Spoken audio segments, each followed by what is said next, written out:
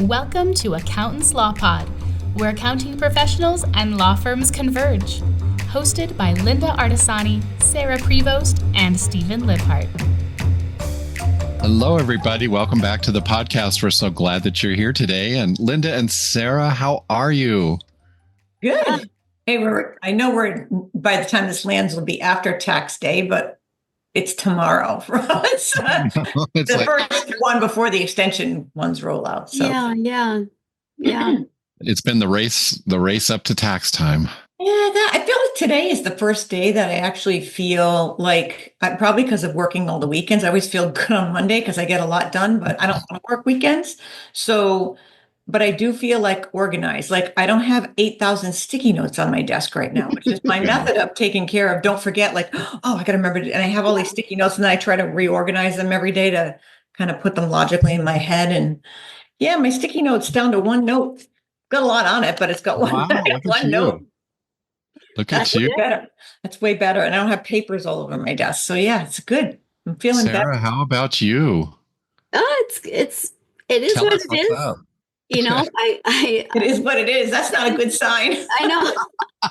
I mean, I've been pushing so hard, so I'm really close as well, like Linda, because we're multifaceted, both her and I both, with multiple firm entities. But in the same token, you know, like, I'm just kind of like, this is season whatever for me. I've done this so many times. It is what it is. Like the sky is not falling, right? Yeah. Like, no, but I'm tired of it. And I keep saying, it's going to be a better way, going to be a better way. And every year we fall into the same thing, and it's always different. Even if you try to prepare, it always seems like there's got to be a better way. Well, I think the difference is that there's more that are onboarded that need 24 cleanup and are like literally like, oh, okay, are you going to do this? I'm like, whoa, you just signed like middle of this date. Yeah, like, the ink's not dry.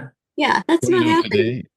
Today's subject is my biggest business regret, and this is a great segue into it because now, folks, this is not about entry level. What's my biggest regret? Oh, I forgot to foot this spreadsheet or whatever. This is a more generalized conversation that can appeal to so many people. What's your biggest regret in your business or in past businesses in your life? And what has that meant to you? You know, think about that. Mm-hmm. That's how I prepared. I can remember when I was by myself solo, and I used to mark on my calendar the day I felt like today, I feel like I can breathe and things are kind of organized. I used to mark that on the calendar. I haven't done that in years. It's kind of funny because I just like to know the date, because every January I think, oh, I've got everything under control. And then all of a sudden what hits the fan, and I'm like, I just feel like it's crazy time. And yeah, it's kind of funny. I haven't done that in a while. I wonder if I can dig it out. What do you mark on your calendar out of curiosity? Make a day of relief or something. I just write some notes saying this is the day of relief where I feel like I've got it all managed, because the last few months I feel like somebody threw all the jacks up in the air and I'm trying to run around and catch them all. And I always feel like I'm forgetting something or dropping the ball, not doing something, and you wake up in the middle of the night like, oh, I remember this or I remember that. And then you're not sleeping, that kind of thing, where it's not your regular steady pace. And I feel like we're changing things at our firm again this year. So I think that I feel like that might be helping kind of get things under control. Like that will help. Feels more organized. Yeah. Yeah. I think it'll facilitate better workflows for us going forward. But right now it's in process flux. So. And I like that, Linda, that you do that with the calendar. I have a really close friend. Her name is Alicia. So Alicia, I'm calling you out here. If you listen to this podcast, she is a CPA, and we've been friends forever, like for 3 decades now. And every April 15th, that night, she calls me and she's like, I'm done. We're going to dinner. And we go out and have a celebration dinner like in the next week or so, just to be past April 15th.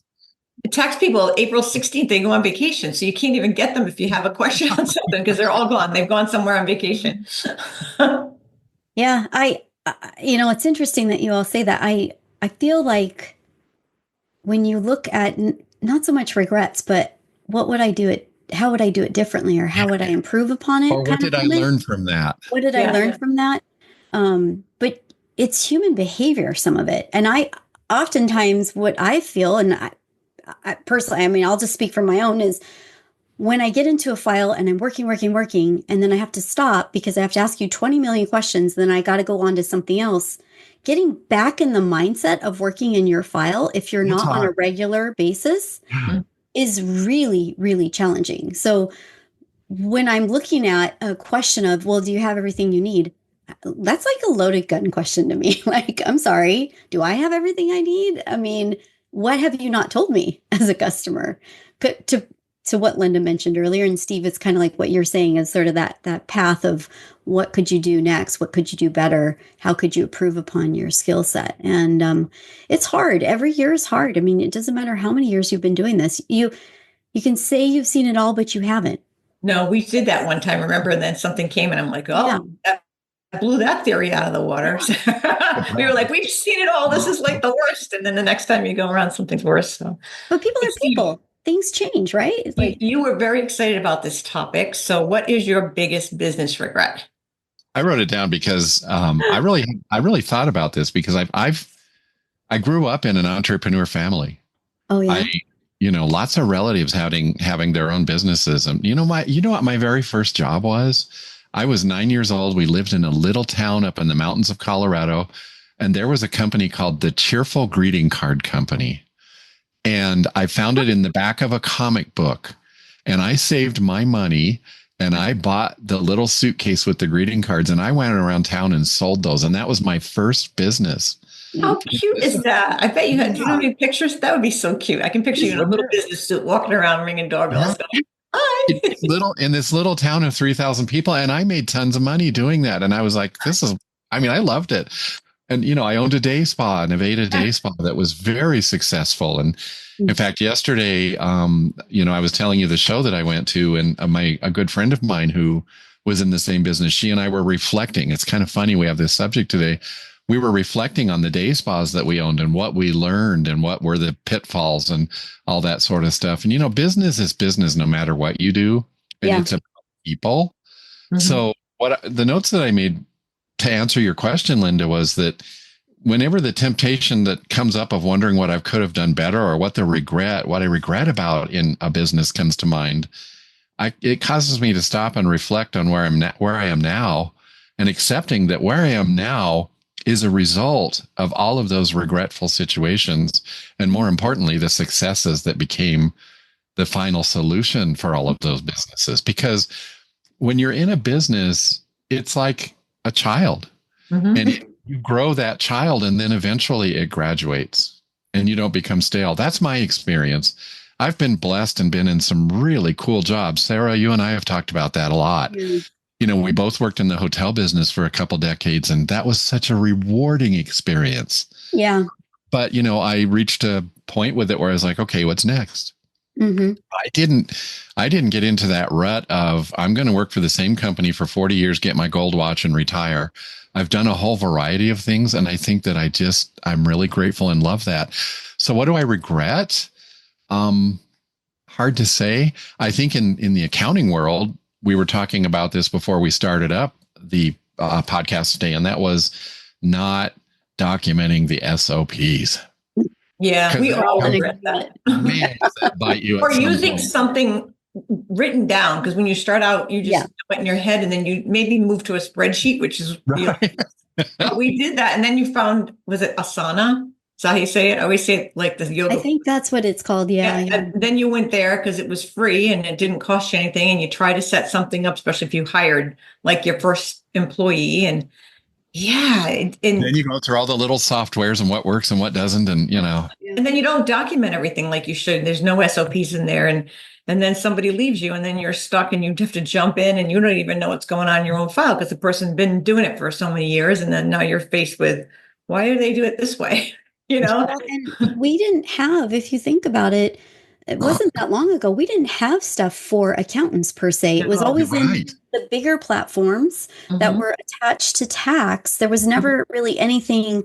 So we were all kind of left to our own devices. And then as people matured into it, there's a lot of workflow products that have been built. But, when you're starting out, you can't afford everything. So how do you document? What's the best way? And now, I think because we've all seen it, we've lived through a space where, that you had the remote workers, then you have going back to the office, and there's been a lot of documentation. There's been a big swing in employment. And I do feel like what I have seen when I sort of was curious, like what I see in social media and LinkedIn and those things, is I often see people post about that some of theirs was either they didn't sell it fast enough or soon enough, or they didn't invest in their culture.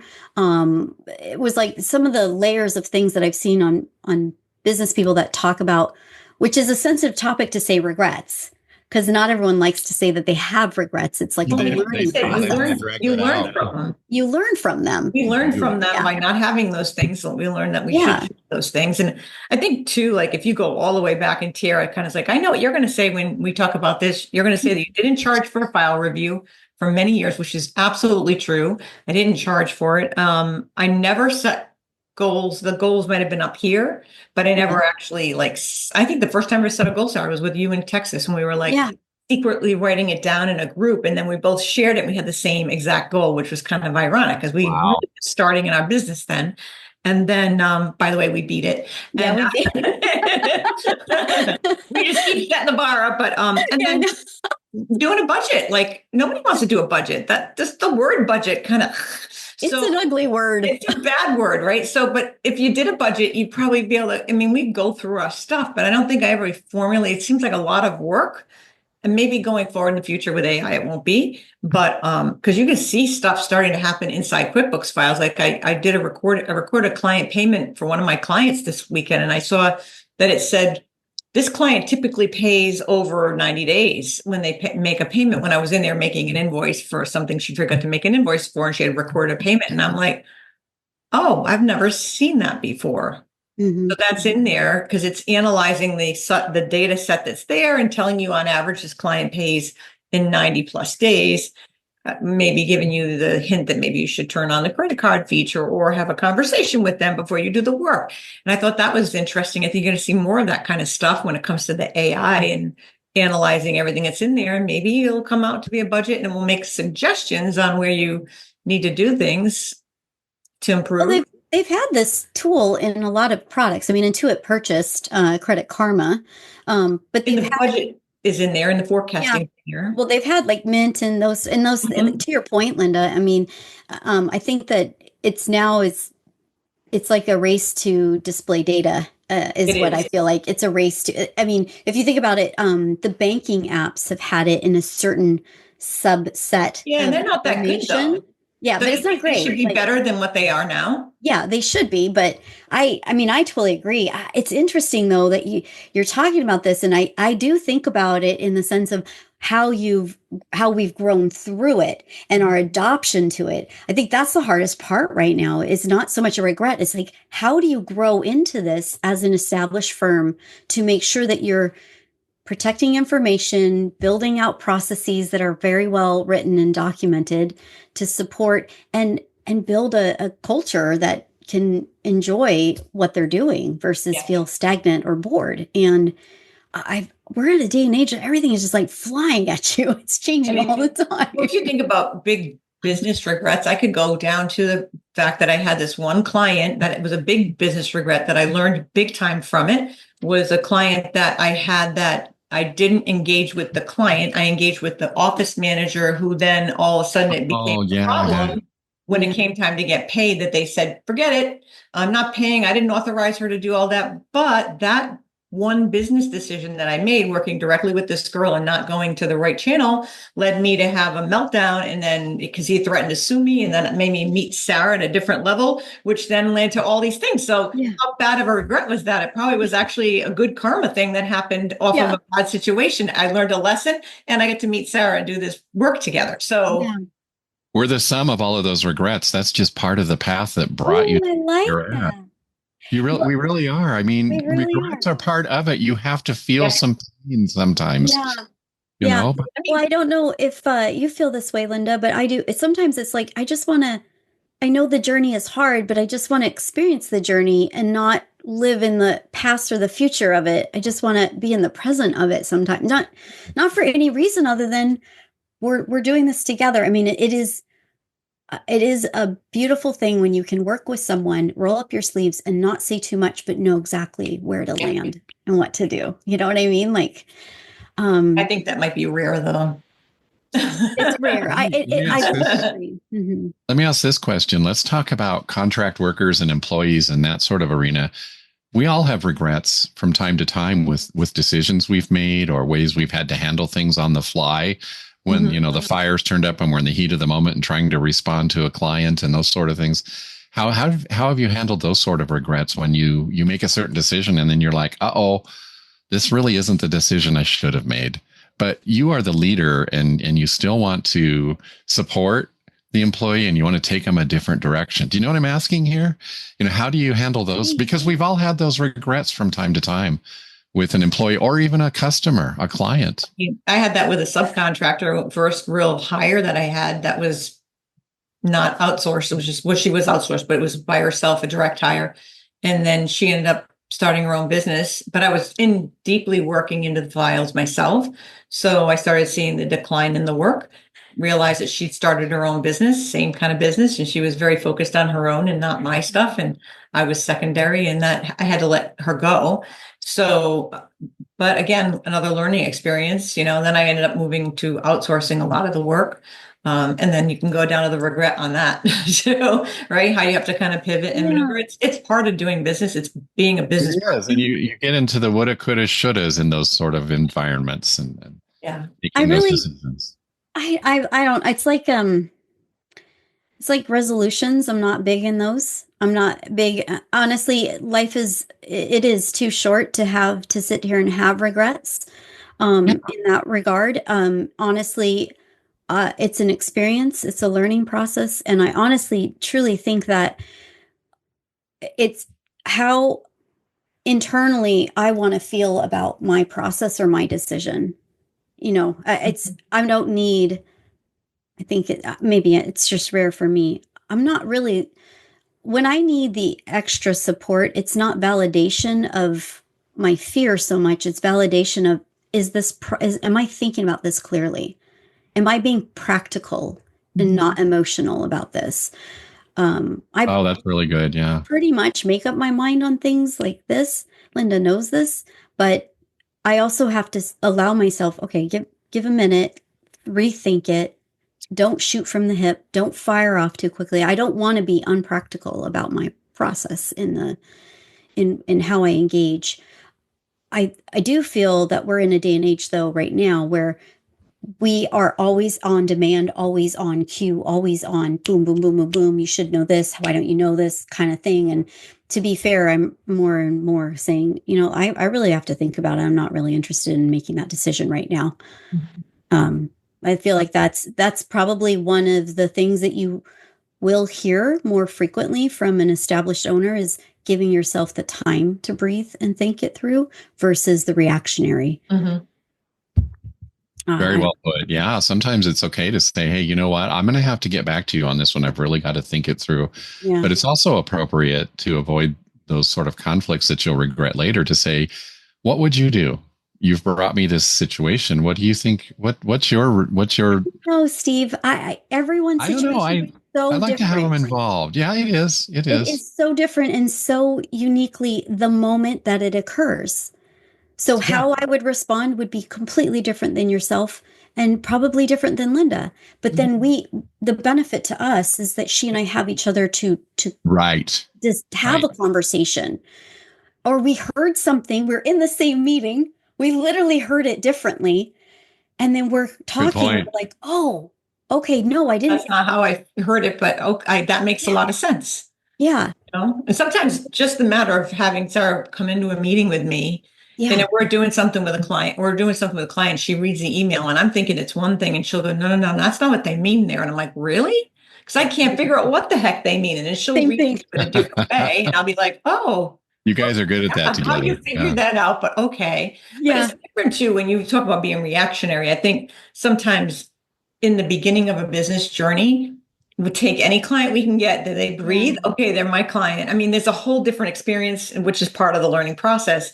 That when you're first starting out, it's different than where we're established and we've been around a long time and we have elevated ourselves to a status, all three of us, where it's different than if I remember how I was when I was first in business. I took everybody, good and bad. It didn't matter. I had to pay my Blue Cross and my paycheck. So I took who I had and then you kind of weed them out. I don't know if that's a great business decision, but it's born out of a reason, right? You have a reason for it. So I think for that, you got to look at where you're at in your career too, when it comes to that kind of stuff. Well, you don't know what you don't know too. Yeah. How are you going to know unless you experience it? How are you going to understand how to make a decision differently? And it'd be great to be able to step back and take the time to think about it. If you are just off, if you're listening to this podcast to hear some advice, that's a good piece of advice. Find a mentor.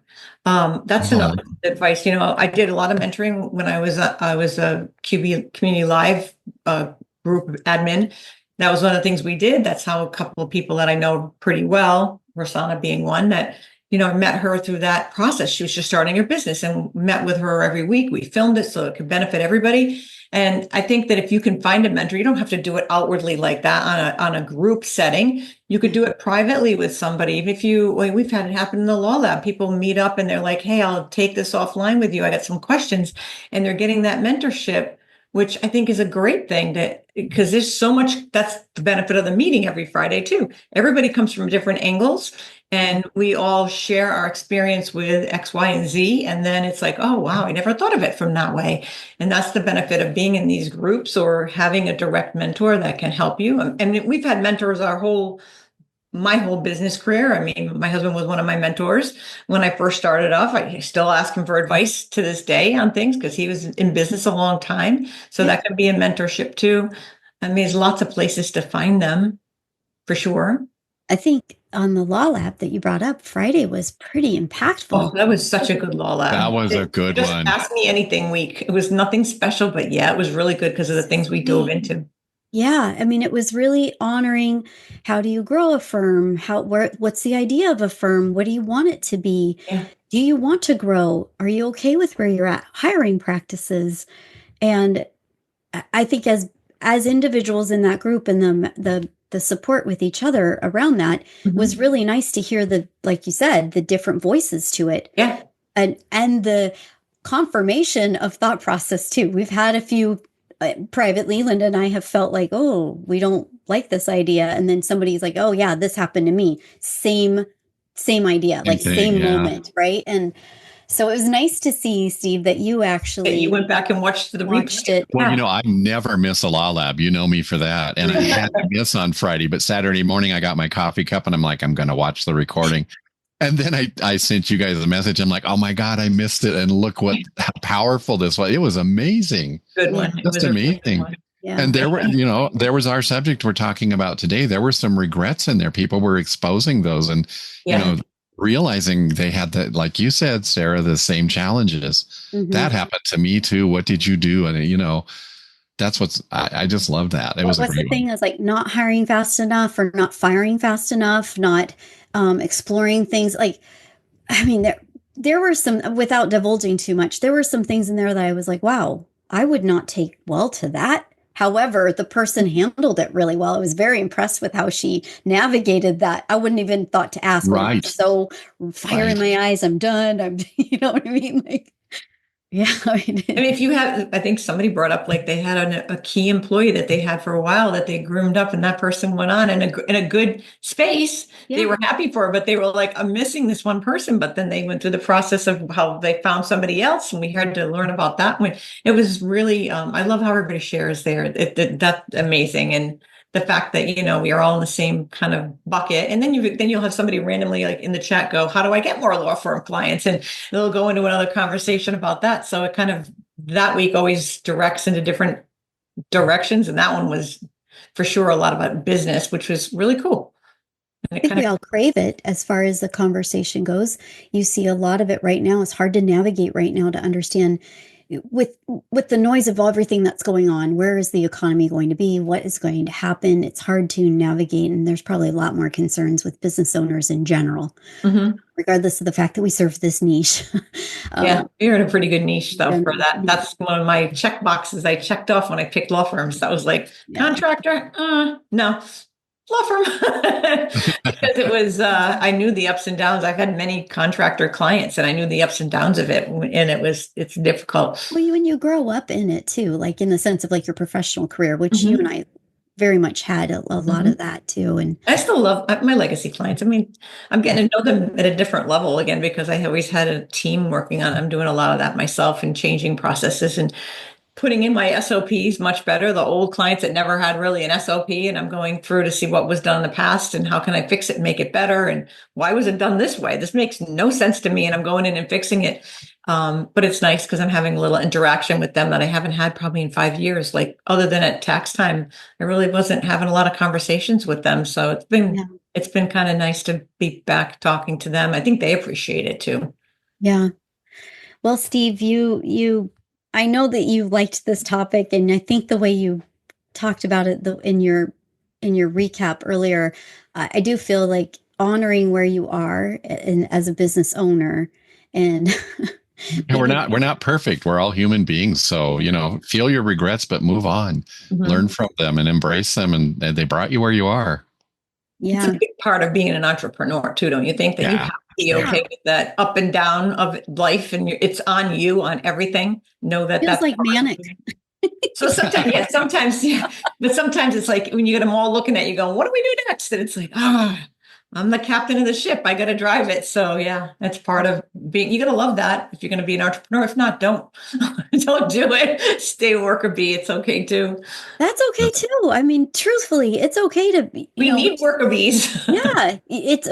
I mean, I interesting enough, we're having kind of a very similar conversation where somebody wants to be the worker bee, doesn't want to own the business anymore, and it simply sounds from the outside, they just purely don't want the liability and all the decision making they just want to be part of someone else's decision making process.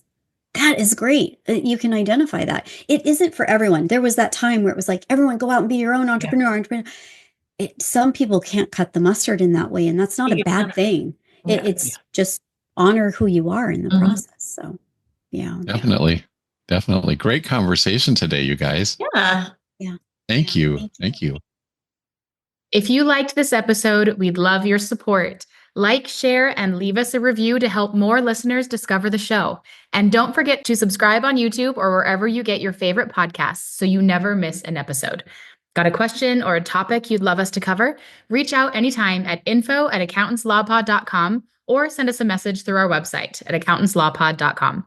Sign up for our weekly Accountants Law Lab mastermind sessions at accountantslawlab.com and connect with accounting professionals just like you. It changed. Well, thank you, everybody. Thank you. That was good. Yes. Happy tax day tomorrow. For the rest of the week. We'll see y'all soon. Bye.